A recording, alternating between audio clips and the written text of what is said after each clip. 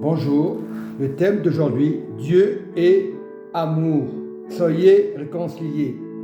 Dans 1 Jean 4, à partir du verset 7, Bien-aimés, aimons-nous les uns les autres, car l'amour est de Dieu, et quiconque aime est né de Dieu et connaît Dieu. Celui qui n'aime pas n'a pas connu Dieu. Car Dieu est amour. Dieu est amour. Ça passe avant tout. Agapé. Dieu est amour. L'amour de Dieu a été manifesté envers nous en ce que Dieu a envoyé son Fils unique dans le monde, afin que nous vivions par lui, afin que nous soyons réconciliés. Et cet amour consiste non point en ce que nous avons aimé Dieu, mais en ce qui nous a aimés le premier et a envoyé son Fils comme victime expiatoire pour nos péchés. Bien-aimés dans le Seigneur, si Dieu nous a ainsi aimés, nous devons aussi nous aimer les uns les autres. C'est capital, c'est la règle d'or. Personne n'a jamais vu Dieu, c'est vrai. Si nous nous aimons les uns les autres, Dieu demeure en nous. N'est-ce pas formidable? Dieu demeure en nous. Nous devons nous aimer les uns les autres. C'est la clé d'or de Dieu. Et son amour est parfait en nous. Est parfait en nous. Nous devons aimer les autres, même nos voisins. Pas rejeter nos voisins. Ah, il n'est pas converti, je ne l'aime pas. Non, ce n'est pas une question de conversion. Nous devons aimer les uns les autres pour aimer Dieu. Nous connaissons que nous demeurons en lui, donc en lui, et qui demeure en nous. Donc en nous, c'est en profondeur, parce qu'il nous a donné son esprit. C'est son esprit, c'est pas l'esprit du monde, son esprit. Voilà une repentance honnête, son esprit. Et nous avons vu, nous attestons que le Père a envoyé son Fils comme sauveur du monde. Il est ton sauveur. Il est ton sauveur. Tu l'as accepté.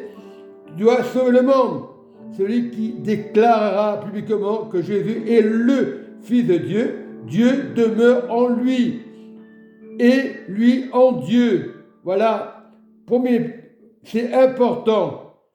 Et nous avons connu l'amour de Dieu pour nous, et nous y avons cru. Dieu est amour, et celui qui demeure dans l'amour demeure en Dieu, et Dieu demeure en lui. Verset 17, jusqu'à 19, je veux dire. Tel nous sommes aussi dans le monde. C'est en cela que l'amour est parfait en nous. Donc tu dois être parfait en Dieu, afin que nous ayons de l'assurance au jour du jugement. Il y aura un jugement, mais sois dans la crainte de Dieu, c'est important. La crainte n'est pas dans l'amour, mais l'amour parfait bannit la crainte. Mais l'amour parfait bannit la crainte, car la crainte suppose un châtiment à celui qui craint n'est pas parfait dans l'amour. Verset 19, pour nous l'aimons parce qu'il nous a aimé le premier. Donc, il t'a aimé le premier, et il faut prier pour les uns, pour les autres. Il faut prier pour les miracles. Il faut prier pour ton voisin. Il faut prier, même s'il est catholique, s'il a un problème, une maladie, il faut prier afin que cette guérison se fasse dans l'Église, dans nos cœurs, dans notre comportement, de ne pas juger les sectes. Puis s'il y a des sectes, on ne fait pas compte. Il faut prier, même autour de nous. Des fois, on parle souvent des Jéhovah, des témoins de Jéhovah, ou des autres églises. On se permet de juger.